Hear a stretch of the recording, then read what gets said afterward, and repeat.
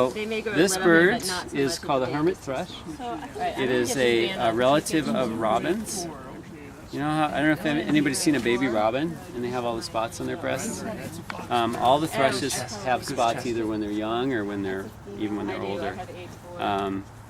So this is just a small family, a small group of thrushes, a genus of thrushes.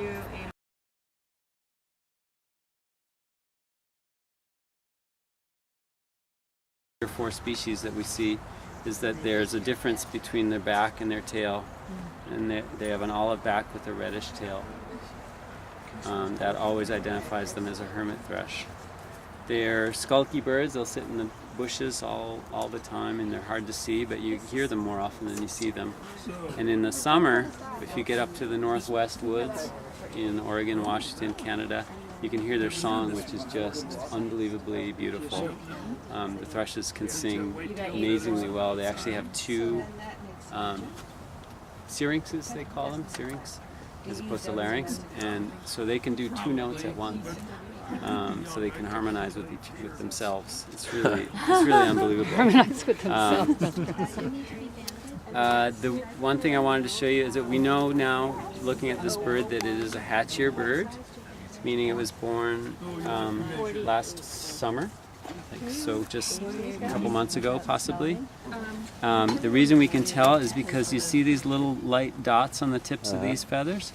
That indicates that these feathers are juvenile feathers. They're retained.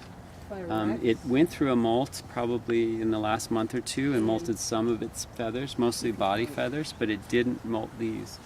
And so we know that because the adult feathers don't keep these when they get older, we know that this bird was born this year. So that's one of the clues, and it's not that easy to see at this time of year with other species.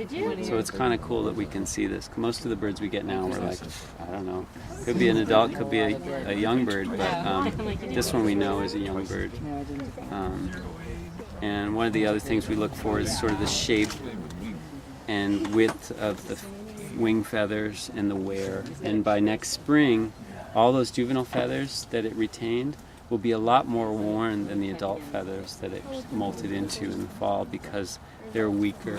They're just not as well structured as the adult feathers. So yeah, this bird was born probably in the northwest and migrated down here for the winter. He'll probably stay in this area for the winter and then go back up to breed next summer. And let's release him.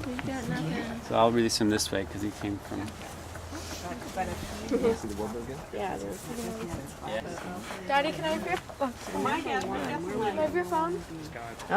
Very nice.